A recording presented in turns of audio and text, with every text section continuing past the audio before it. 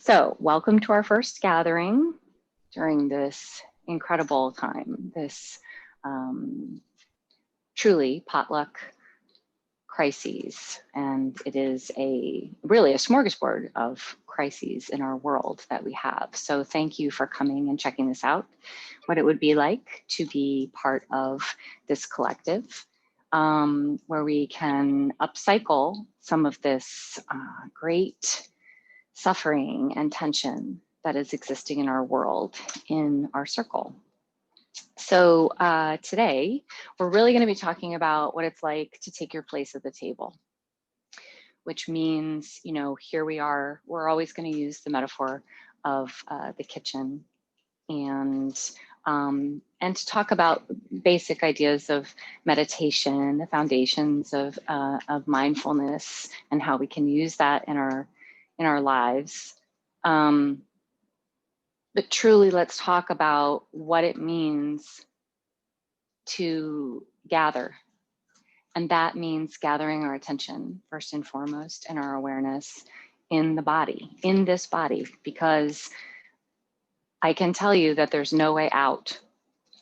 Having been a person who has tried to get out of being in a body in many, many ways, many methods that have not worked, for most of my life, I can tell you that no matter how high we aspire and how spiritual we may be, if we're not grounded in this body and experiencing what's happening just as it is, then it's not a complete experience, you know, it's not, and there's no digestion, which is what we're after, is metabolizing this tremendous energy and gift of being in this precious human life.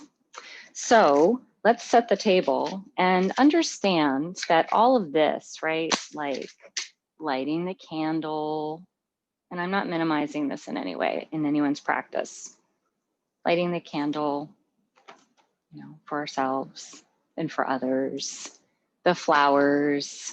I don't know if you can see the marigolds, but I've chosen those because we're going to talk about Day of the Dead as well, which is tomorrow. The bell, all of these things, this is just place setting, okay? It's not quite the same as coming to this table and taking our seat. These are trappings, and they're helpful. They can be really helpful in our practice. In order to take our seat, we actually have to be comfortable, which is a radical idea. So there's right effort. There's this effort that we put into the practice of sitting and meditation and mindfulness, whether it's a short practice or a long practice. But the body must be at relative ease in order for the mind to come along. So I love what poet Mary Oliver says, and we'll come back to her again. You too have come into the world to do this, to go easy, to be filled with light, and to shine. And we shine from inside our bodies. So to be at ease is not some silly aspiration. That's really what we're here to be, in ease. So we put some things out, and that helps us. So let's talk about, today we're going to talk about mindfulness of the body and our ability to simply be aware and sense what's going on in it. And in order to do that, you know, let's start with a bell. So you don't have to have a bell, but it's a lovely way to follow sound into, it's a way of gathering our attention. So I'm going to ring this bell, and you can close your eyes or keep them open, whatever you'd like to do. And just start exactly where you are, which might be tense, which might be nervous. We're just going to use the bell. Closing the eyes gently, if that's comfortable for you. Taking a big inhale and simply following the sound of the bell wherever it leads you inside.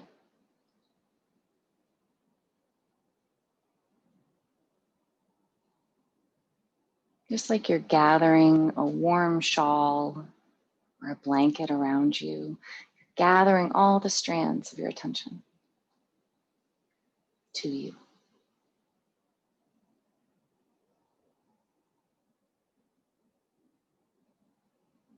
And let's just see if we can taste into this experience of this body in this moment, in this exact time.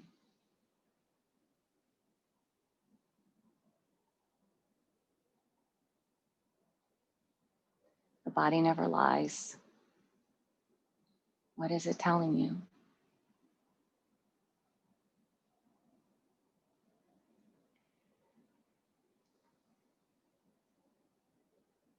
And really checking in with the physical body with friendly investigation, with a kindness,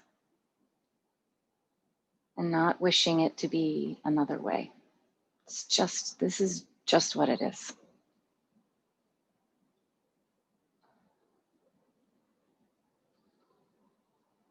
Maybe setting an intention inwardly to work with just what's here. Just what's here. Just as it is. It's perfect just as it is.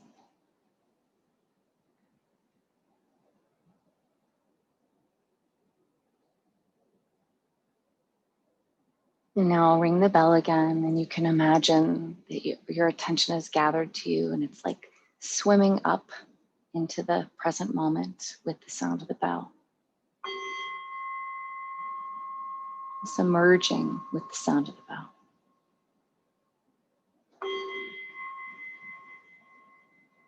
Into this place of complete presence.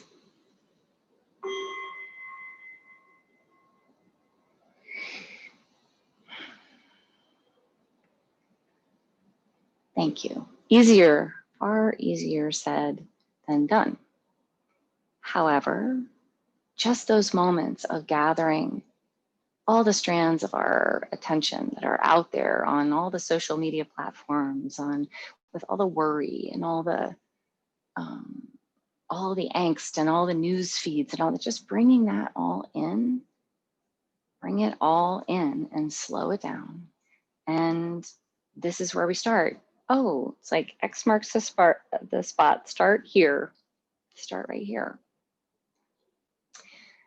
So, I have my props department ate too much candy yesterday. So that's kind of a hot mess over there. So I am not sure which things we're going to use. There are so many things we could choose from, and perhaps you might want to weigh in. Well, first, I think let's talk about making space in the body, because that is an issue for I believe, I can't just be me who feels like the only time I get any space in my entire body is when I floss. That's not a lot of space. So I don't know if you're a child of the 70s and you remember pickled people or not, but they're these chaps who are, pickled people, and it's just really a stuffed sock or something. So don't be concerned. I have to be honest with you that this is the sense right now, right? That we're all we've been in this, we have been in this situation, we've been inside, we've been cooped up. We're very contracted and compressed. Not a lot of space going on here. So we're going to see if we can do some things to get a bigger sense of expansiveness. I will tell you that when I showed this to my son, it was not the delight that I thought he might experience. He actually he teared up, and he was very disturbed actually by this, and he made me put it away. And I'm bringing this up because I'm not going to take the top off, I promise. But when we begin this practice of really going in and checking in with what's really here, and spending time in meditation and doing these practices and becoming more conscious. I'd love to tell you that it's unicorns and rainbows and all those things, but a lot of times there's stuff in there, and we go in there and there's some response that we didn't expect. Now, I don't know why he responded the way he did, but I had to treat that with tenderness and, okay, put it away for a time. Like, maybe now's not the time to investigate that. So please do that for yourself. Take care when you stumble across something when you're sitting. If it's 2 minutes, 3 minutes, 43 minutes, when you're sitting and you come upon an image like this, because images especially will come up, memories will come up, trauma will come up, it comes up. Take care with that. So I'm taking care with this little chap. So I don't want to make it sound like, oh, well, this seems like a horrible thing. Why would we want to go on this endeavor? That sounds awful. Because there's so much benefit to ourselves in releasing tension and becoming more calm, because then we have that to offer to others. We have that to offer to others. So speaking of offering to others and taking our place here, because this isn't just about learning some skills. I have where's my recipe card, right? Okay, mindfulness of the body, here's the recipe, and it's pretty simple. It's not about this, it's about what you make with this is entirely up to you, and where you bring it and where you share it and who you feed with it is of utmost importance right now, and it matters. So I will tell you, and I won't Buddha you to death. Almost ever I'll tell these stories, but this could be a story about the Buddha. This could be Muhammad. This could be Jesus. This could be Luke Skywalker getting the call, right? No, I don't wanna. I don't want to step up. I don't want to come forward. I don't want to be seen. I don't want to teach, right? So the Buddha was, after he was enlightened, he was not inclined to share what he knew and what he'd learned and what he had experienced directly for himself with others, because he said, nobody's going to see this. Everybody's got sand in their eyes. Nobody sees. Okay, so there wasn't coronavirus in the time of the Buddha, but there are the people who we probably feel like, really, they're not wearing masks? Really? Like, this is so, it feels so simple. They're not going to see. What's the point in sharing any of this? But eventually, somebody very wise, one of his attendants, said to him, you know what? There are people with a lot of sand in their eyes. But there are people with some sand in their eyes, or just a little dust in their eyes, and they'll see. So I can tell you that in this time, our eyes are tired. I don't know if I'm the only one. My eyes are exhausted. There wasn't, perhaps there weren't news feeds to look at, and endless news bombarding us, and horrific things, and fires and smoke from wildfires and all of these things bombarding us that is clouding our vision. It's a day-to-day practice to clear that from our eyes and to refresh ourselves, right? And basically, I would say a lot of the reason that people don't see, they don't see because partly they don't want to. Because seeing things just as they are is flat out painful to accept, especially the body. It's, it's work. So we can do some things to help ourselves. And this is when I was telling you that there are like little micro practices that are helpful. I have developed a little practice for myself. It's very, very simple. So I have my Acme saline here, and I have an eye cup, right? Because Any alchemical kitchen, any experimental, any lab scenario is not worth its salt unless it has an eye wash station, because you're going to run into things. When you're in your meditation, you're going to be like, oh, I wish I could unsee that, right? So you're going to need to refresh. This is so simple. So you can take an eye cup. This is just drugstore eye cup. Or maybe you happen to have a complete set of depression glass egg cups. Maybe you just have that. Or you went to eBay and you bought them. That will work. Maybe we're not going to use this because this seemed like a good idea, which happens a lot in all these practices. This is the Zombie Egg Apocalypse egg cup, spoon, and toast cutter set from Target, but it includes like some kind of plastic zombie egg cup that I'm sure is not BPA free. And you put the egg in there apparently, and then there are all these tools, the sword, the club, the axe, and the handgun, and you just whack the crap out of it. We're not doing that to ourselves. So I'm just gonna put this to the side and say, it seemed like a good idea at the time. We have to do that with practices. We have to revise all the time. I'm also not gonna use this beautiful egg cup because I haven't done it before, and we're on camera. So I'm just gonna use your basic egg cup here. Eye cup. So here's the practice, right? When your eyes are so exhausted and you're like, I can't see. Now, granted, I have some very thin multifocal contact lenses in right now, and I don't know if I'm just gonna swoosh them right out of there. So I brought my glasses just in case. And this is also why you always have a dish towel, because you might be doing things. So I just here's what I do. I set the intent that I'm going to refresh my eyes, my sight, my ability to see clearly. Sounds silly, but I do it.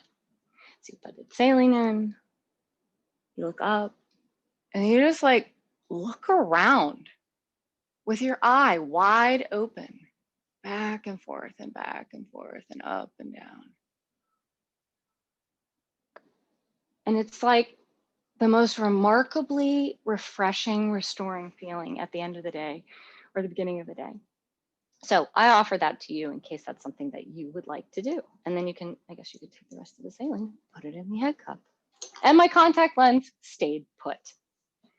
So the key, I don't really have any keys here. The key to mindfulness of the body is really being in tune with what's really going on here. You know, how is it? What needs some attention? It's like being a mechanic before you can even sit in meditation. What's the best seat for you, right? Is it this really cool tuffet? Again, Target. This is a great tuffet. The cats love it. You can also take a yoga mat, lay it out. A cheap one is even better. Put your, put some painter's tape down the center so you can cut straight, and cut it in half, and then just roll it up, and it makes a really good seat. You could use your Kumoji pillow. This is a good use for that. Whatever it is that allows you to sit comfortably. And my final, what I'll finally say really about mindfulness of the body in terms of setting yourself up is that the dish towel is really nice, especially if you're going to be barefoot. And I just prefer to be just gently putting the dish towel between your ankles or some of the places of bony places of contact that are unpleasant, because we don't want to be sitting and the entire time we're thinking, that's driving me nuts, that's driving me nuts. I mean, we can work with it for a time, but why not make it easier for ourselves? It's just exactly like the Lazy Susan, ball bearings. That's, if I could create liquid bioidentical ball bearings for all of us, for our joints and for our bodies, I do it. So maybe one of you will do that. So I think that we'll stop for now. So we'll stop the recording. Thank you. And see if anybody wants to contribute any